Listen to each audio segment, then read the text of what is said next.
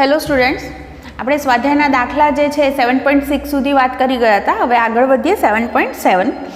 27 milli henry inductor સાથે 30 માઇક્રોફેરેડેનું સંપૂર્ણ વિદ્યુતભારિત capacitor જોડેલું છે. એટલે એક આપણી પાસે ઇન્ડક્ટર છે અને બીજું શું છે? કેપેસિટર. એટલે એલસી પરિપથ છે. તો પરિપથમાં મુક્ત દોલનોની કોણીય આવૃત્તિ કેટલી હશે? જુઓ, આપણને ઓમેગા શોધવાનો કીધો છે. એલ બરાબર મને આપ્યા છે 27 મિલી હેનરી, એટલે 27 × 10⁻³ લખી શકો છો. અને કેપેસિટન્સ જે છે એ મને આપે છે 32 માઇક્રોફેરેડે, મતલબ 32 × 10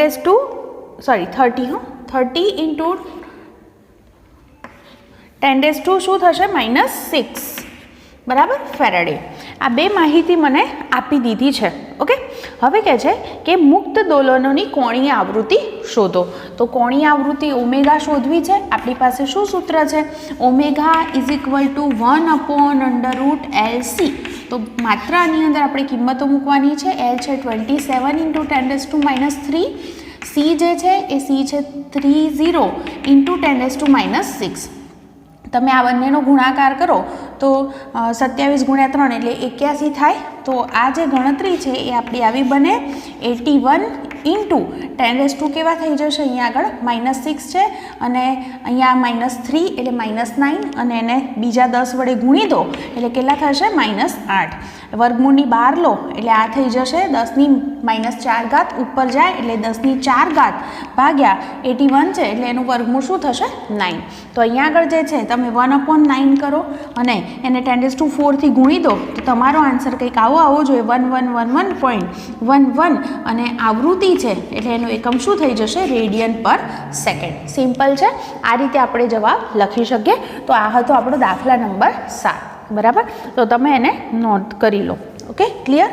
ચલો પછી હવે એના પછીનો જે દાખલો છે એની હું વાત કરું, જેમાં મને 8મા દાખલામાં શું કહે છે? જોજો બરાબર ધ્યાનથી.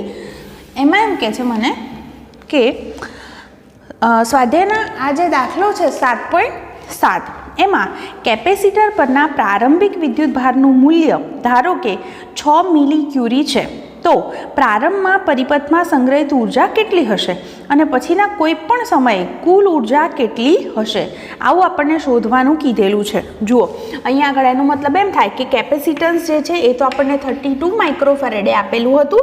કોઈ એક સમય જે છે એ પ્રારંભિક જે વિદ્યુતભાર છે એનું નામ ધારો કે હું Q1 આપું તો Q1 જે છે એ મને કેટલો આપ્યો છે? અહીંયા આગળ 6 મિલી ક્યુરી આટલો આપેલો છે. તો પહેલાં આપણે વાત કરીએ કે કેપેસિટરમાં સંગ્રહિત ઉર્જા કેટલી. તો હું કહું કે કેપેસિટરમાં સંગ્રહિત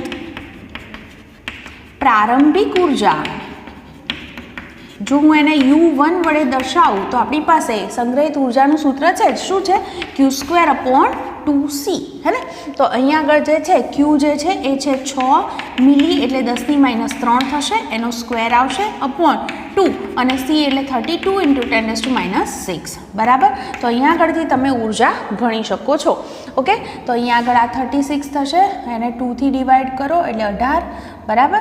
પછી અહીંયા આગળ જે છે ભાગ્યા 32 એટલે તમે તમારી ગણતરી કરી શકો છો. ઓલમોસ્ટ તમારો આન્સર આવો જોઈએ 0.6 જૂલ. હે ને? તો અહીંયા આગળ જે છે એ કેપેસિટરમાં સંગ્રહિત ઉર્જા તમને 0.6 જૂલ મળી ગઈ. બરાબર. બીજી વસ્તુ, હવે જુઓ અહીંયા આગળ જે છે એ પરિપથનો કુલ અવરોધની વાત કરીએ તો એ 0 છે. અહીંયા આગળ તમે જાણો છો એલસી પરિપથ છે. તો જ્યારે આપણે જાણીએ છીએ કે અનુનાદ થતો હોય તેવો એ સમયે પરિપથનો જે કુલ અવરોધ જે છે એ કેવો છે? 0 છે. એટલે કે અહીંયા આગળ એલસી પરિપથમાં ઉર્જાનો વ્યય થતો નથી.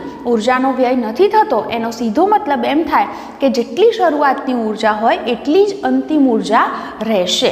તો અહીંયા આગળ તમે આટલું લખ્યા બાદ તમારા જવાબમાં આટલા વાક્ય ઉમેરી દેશો કે પરિપથમાં કુલ અવરોધ 0 છે. લખજો, અહીં પરિપથમાં કુલ અવરોધ 0 છે માટે અવમંદિત દોલનો થતા નથી. તેથી તંત્રની અંતિમ ઉર્જા પણ અથવા કોઈપણ સમયે ઉર્જા જે છે એ અચળ રહેશે. એટલે કોઈપણ સમયે અંતિમ ઉર્જા આપણે શોધીએ તો એ પણ 8.6 જૂલ જેટલી મળશે. તો તમારે આટલા વાક્ય એની અંદર છેલ્લે ઉમેરી દેવાના છે. ઓકે, ક્લિયર થઈ ગયું હશે. તો આપણો દાખલા નંબર હતો 8. હવે એના પછીનો દાખલો જોઈશું 9. એમાં શું કીધું છે એ જોઈએ. જુઓ, હવે આપણા દાખલામાં એમ કહે છે કે R બરાબર 20 ઓહ્મ, L બરાબર 1.5 હેનરી અને C બરાબર 35 માઇક્રોફેરેડે ધરાવતા LCR શ્રેણી પરિપથ સાથે ચલિત એટલે કે બદલી શકાય તેવી આવૃત્તિવાળો 200 વોલ્ટ AC સપ્લાય જોડેલ છે. જ્યારે સપ્લાયની આવૃત્તિ પરિપથની પ્રાકૃતિક આવૃત્તિ જેટલી થાય ત્યારે એક પૂર્ણ ચક્ર દરમિયાન પરિપથમાં રૂપાંતર પામતો સરેરાશ પાવર કેટલો. જુઓ, અહીંયા આગળ કીધું સપ્લાયની આવૃત્તિ પરિપથની પ્રાકૃતિક આવૃત્તિ જેટલી થાય. એનો સીધો મતલબ એમ થયો કે અહીંયા અનુનાદની ઘટનાની વાત છે. તમે જાણો છો કે જ્યારે અનુનાદ થાય ત્યારે XC બરાબર XL બંને જે પદ છે એ સમાન હોય. એનો અર્થ એવો થાય કે ઇમ્પિડન્સ છે એ માત્ર કોના જેટલો થાય? અવરોધ જેટલો, R જેટલો. તો જો આપણે ઇમ્પિડન્સ જાણતા હોઈએ તો આપણને વોલ્ટેજની કિંમત તો આપેલી છે, તો હું પ્રવાહ શોધી શકીશ. જો મને વોલ્ટેજ અને પ્રવાહ ખબર હશે તો મારી પાસે પાવરનું સૂત્ર છે કયું? VRMS × IRMS cos થીટા, હે ને? તો એની અંદર અથવા cos phi, જેની અંદર phi એટલે કળા તફાવત વોલ્ટેજ અને પ્રવાહ વચ્ચેનો એ કેટલો છે એ પણ હું તમને વાત કરું અને પછી આપણે જવાબ લખીશું. તો જુઓ, પહેલાં જે માહિતી આપી છે મને એવું લખી દઉં છું. R આપે છે 20 ઓહ્મ, L આપે છે 1.5 હેનરી, પછી C આપે છે 35 માઇક્રોફેરેડે, બરાબર. અને વોલ્ટેજ જે છે એ મને કેટલા આપ્યા છે? 200 વોલ્ટ, બરાબર. આટલું તમને ક્લિયર હશે. એટલે વોલ્ટેજ એટલે હું એને કેપિટલ V પણ લખી શકું છું અથવા તો VRMS લખી શકું છું. એ મને આપે છે 200 વોલ્ટ. હવે અહીંયા આગળ આ પરિપથની અંદર આપણને જે કીધું છે એ પ્રમાણે જો આવૃત્તિ સમાન થતી હોય, પ્રાકૃતિક આવૃત્તિ એટલે તમે વાક્ય એક્ઝેક્ટલી લખવું હોય તો આપણે લખી શકીએ. અહીંયા આગળ ટેક્સ્ટબુકમાંથી જ જોઈને હું અત્યારે લખીશ. જુઓ, જ્યારે સપ્લાયની આવૃત્તિ, અહીંયા લખું કે જ્યારે સપ્લાયની આવૃત્તિ કોના જેટલી થાય છે? શું કીધું છે આપણને? પરિપથની પ્રાકૃતિક આવૃત્તિ જેટલી થાય. પરિપથની પ્રાકૃતિક આવૃત્તિ જેટલી થાય ત્યારે અનુનાદ થશે. અનુનાદ થશે માટે XC બરાબર XL હોય. માટે જે ઇમ્પિડન્સ છે પરિપથનો ઇમ્પિડન્સ Z બરાબર આપણી પાસે શું સૂત્ર હતું?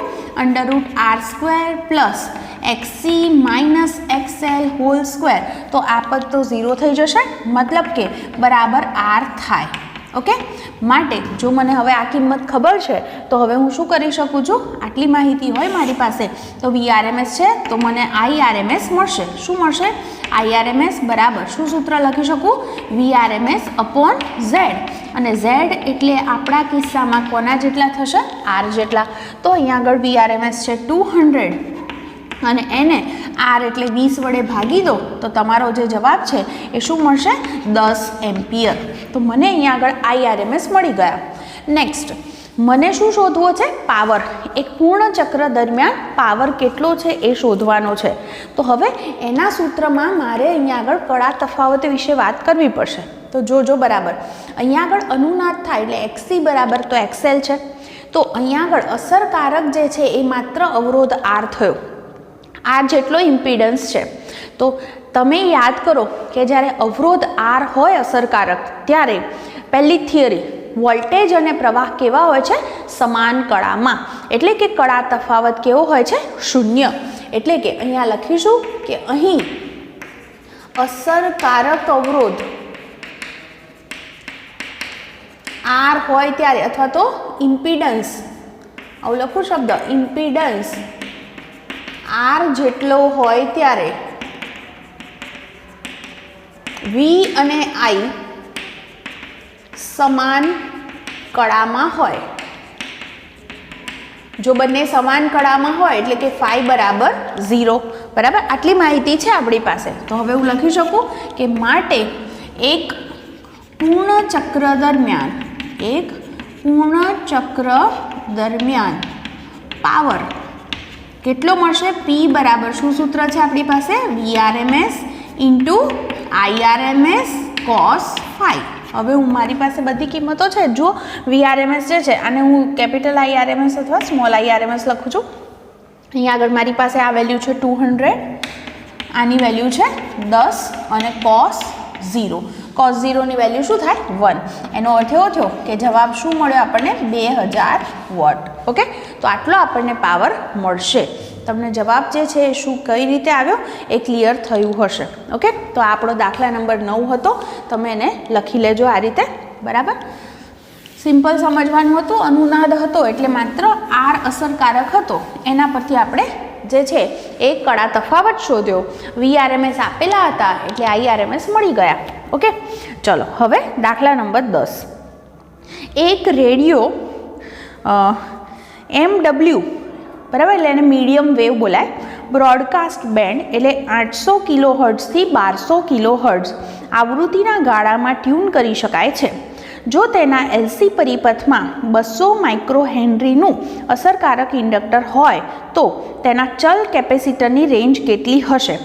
જુઓ, અહીંયા હિન્ટ આપે છે કે ટ્યુનિંગ કરવા માટે પ્રાકૃતિક આવૃત્તિ એટલે કે LC પરિપથમાં મુક્ત દોલનની આવૃત્તિ રેડિયો તરંગની આવૃત્તિ જેટલી હોવી જોઈએ. તમારે એને ટ્યુન કરવું પડે.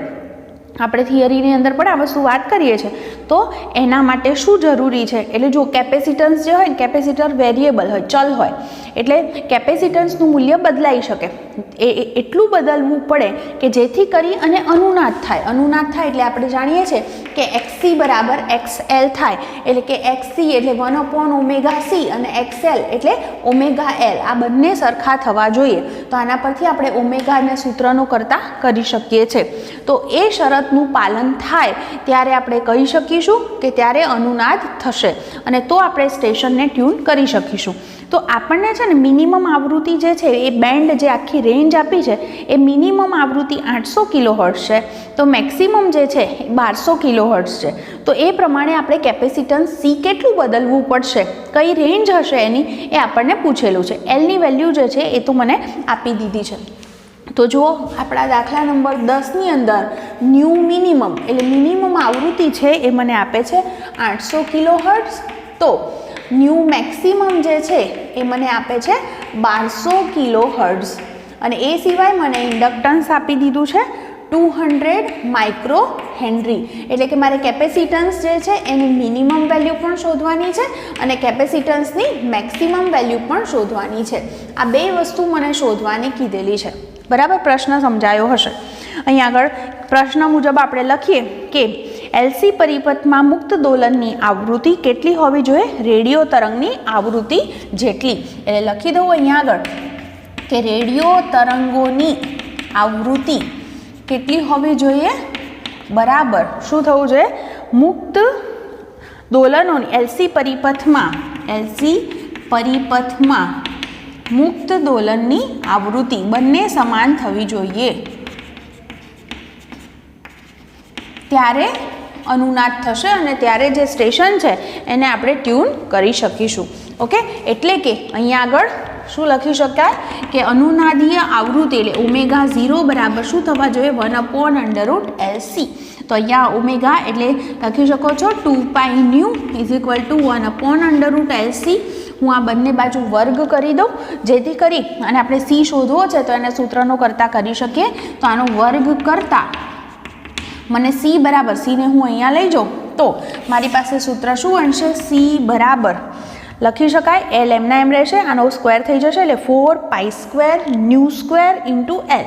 તો લખી શકું 1/4π² ν² L. ઓકે, હવે આ સૂત્ર મુજબ જો મારે કહેવું હોય કે C મને મિનિમમ કેટલું મળે, તો C મિનિમમ ક્યારે થાય?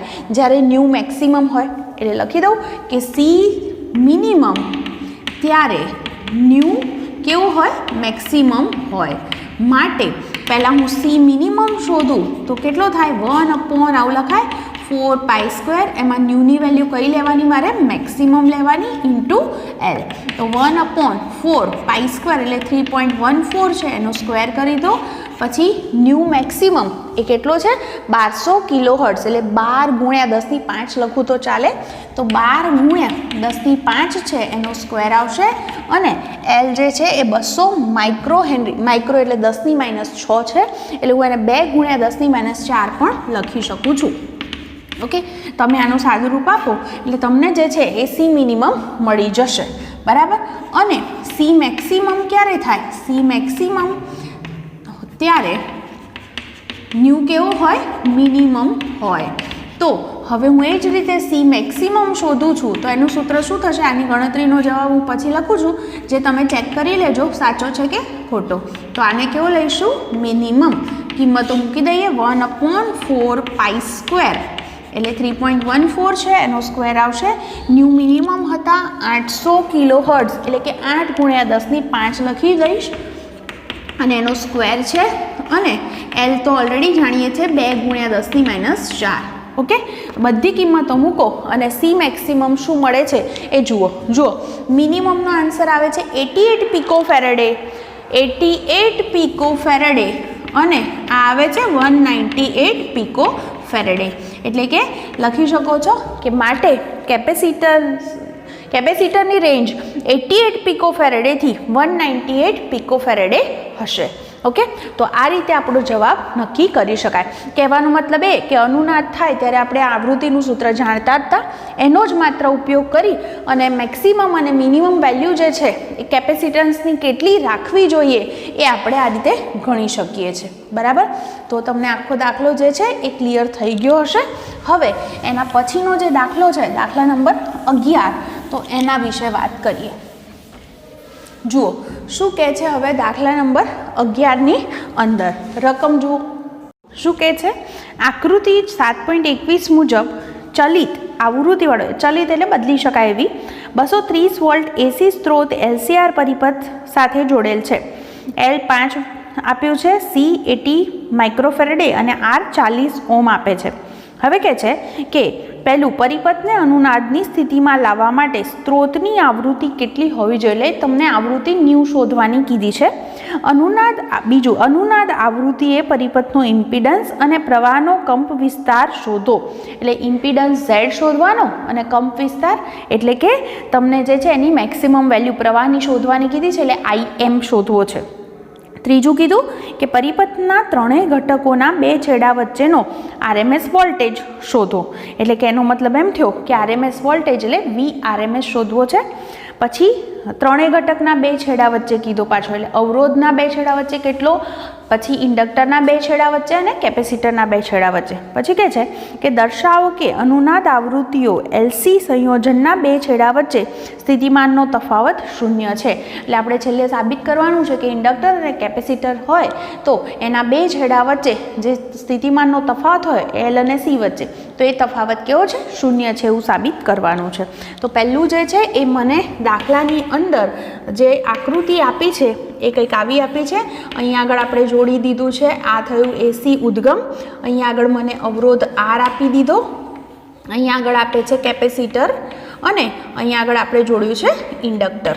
ઓકે, આવો આપણો પરિપથ છે, જેની અંદર આપણે જે અહીંયા આગળ આના વોલ્ટેજ જે કીધા છે એટલે કે VRMS કહીશું અથવા તો કેપિટલ V કહીશું, એ 230 વોલ્ટ આપી દીધા. બીજી વસ્તુ શું આપી છે? L આપે છે 5, પછી C આપે છે 80 માઇક્રોફેરેડે અને R જે છે એ આપે છે 40 ઓમ. પહેલી જે વસ્તુ શોધવાની કીધી છે એ કઈ કીધી છે? અનુનાદની સ્થિતિમાં લાવવા માટે સ્ત્રોતની આવૃત્તિ શોધો. આટલી વસ્તુ કહે છે. જુઓ, હવે આપણે જાણીએ છીએ કે અનુનાદ સમયે જે આવૃત્તિ જે છે એ ઓમેગા ઇઝ ઇક્વલ ટુ શું હોય? તો 1/√LC. ઓમેગાની જગ્યાએ હું 2π ન્યૂ લખી દઉં તો આના પરથી જે છે એ સ્ત્રોતની આવૃત્તિ આપણે શોધી શકીએ. તો સ્ત્રોતની આવૃત્તિ એટલે કે ન્યૂને સૂત્રનો કરતા કરો તો તમારો જવાબ થશે 1/2π√LC. કિંમતો મૂકતા જઈએ. પાઈ જે છે એ 3.14 છે, √L × C કરવાના છે. L છે 5, Cની વેલ્યુ છે 80 માઇક્રોફેરેડે, એટલે 80 ઇન્ટુ 10⁻⁶ જુઓ 8 પંચા 40 અને બીજા 0 એટલે 400 થયા. 400નું વર્ગમૂળ થશે 20 અને આ જે છે એ 10⁻³ એટલે આ વર્ગમૂળનો જવાબ આવ્યો 20 ગુણ્યા 10⁻³ અને બાકીની ગણતરી કરી અને આવૃત્તિ જે છે એ હર્ટ્ઝમાં તમને મળી જશે. ક્લિયર? તો જુઓ કેટલો જવાબ આવે છે, મારા જવાબ સાથે ચેક કરો. જુઓ મને જે જવાબ મળ્યો એ ઓલમોસ્ટ 7.96 મળે છે. 7.96. કોઈકને એવી ઈચ્છા થાય કે મારે પહેલાં ઓમેગા શોધી કાઢવો છે આ સૂત્ર પરથી અને પછી હું એના પરથી ન્યૂ શોધીશ તો પણ ચાલે. બરાબર? આ પહેલો આપણો આન્સર મળી ગયો. હવે બીજો ક્વેશ્ચન શું હતો એ જુઓ. બીજા ક્વેશ્ચનની અંદર એમ કીધું હતું કે અનુનાદ આવૃત્તિએ પરિપથનો ઇમ્પિડન્સ અને પ્રવાહનો કંપવિસ્તાર શોધો. તો જુઓ પહેલાં હું લખી શકું કે અનુનાદ સમયે શું સ્થિતિ હશે? XC બરાબર XL હોય. એનો અર્થ એવો થાય કે માટે જે ઇમ્પિડન્સ હોય એ ઇમ્પિડન્સ Z બરાબર આપણું જે ઓરિજિનલ સૂત્ર છે આવું છે R² + XC - XL² માટે આ પદ 0 થવાથી Z બરાબર શું થાય? R મળે. બરાબર?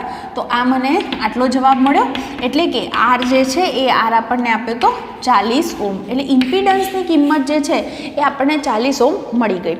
નેક્સ્ટ શું શોધવું છે આપણે? પ્રવાહનો કંપ વિસ્તાર. પ્રવાહનો કંપ વિસ્તારનો મતલબ થાય I મેક્સિમમ શોધવો છે.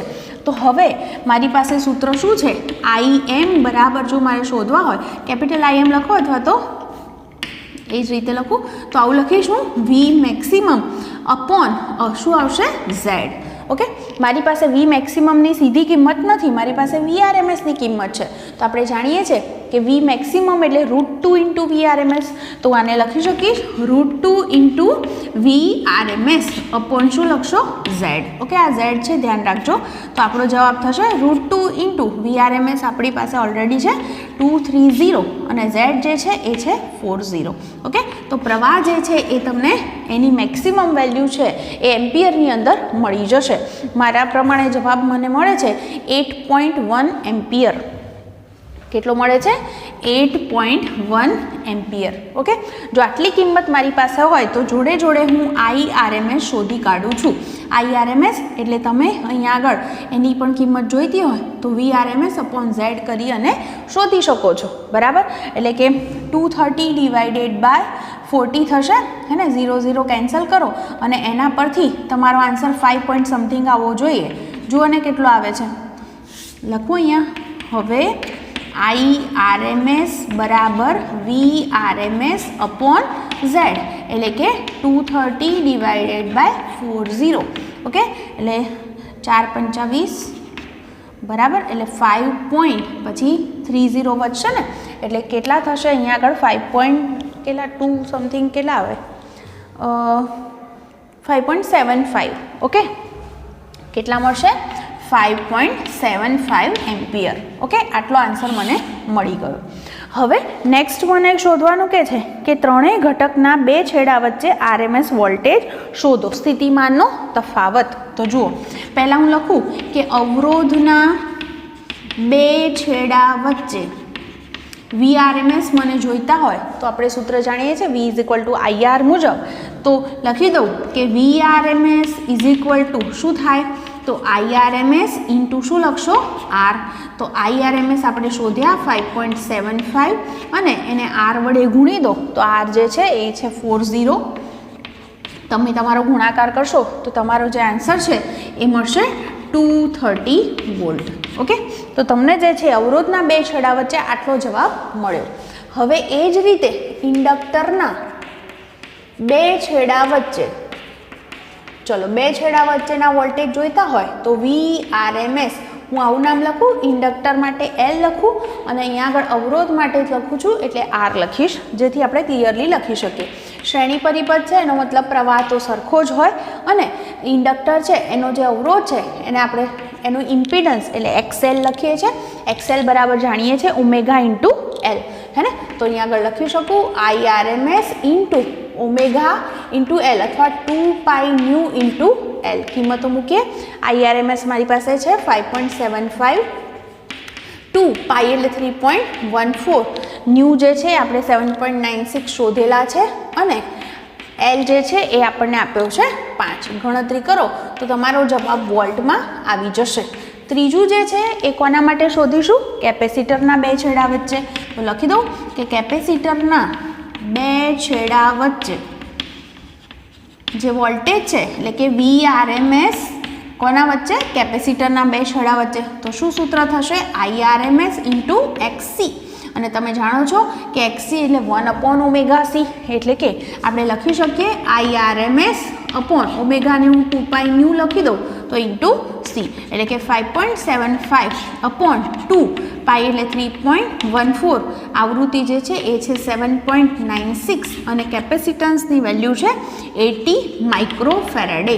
તો અહીંયા આગળ પણ મારો જવાબ વોલ્ટમાં કંઈક મળશે. બરાબર. તો આ આપણો જવાબ બંને માટે ગણી શકાય. જુઓ ને કેટલા આવે છે. મને જવાબ મળ્યો છે 1437.0 અને એટલો જ જવાબ અહીંયા પણ મને મળે છે. ઓકે. હવે શું કીધું છે જોડે જોડે કે દર્શાવો કે અનુનાદ આવૃત્તિઓ LC સંયોજનના બે છેડા વચ્ચેનો સ્થિતિમાનનો તફાવત 0 છે. એટલે જુઓ L અને C બંનેના છેડા વચ્ચે સ્થિતિમાનનો તફાવત શું થાય? આવું લખાય L અને C ના બે છેડા વચ્ચે પોટેન્શિયલ ડિફરન્સ એટલે હું એને VLC લખું. બરાબર. તો અહીંયા આગળ જે છે તમે V લખી શકો છો I ઇન્ટુ R. R એટલે અવરોધ.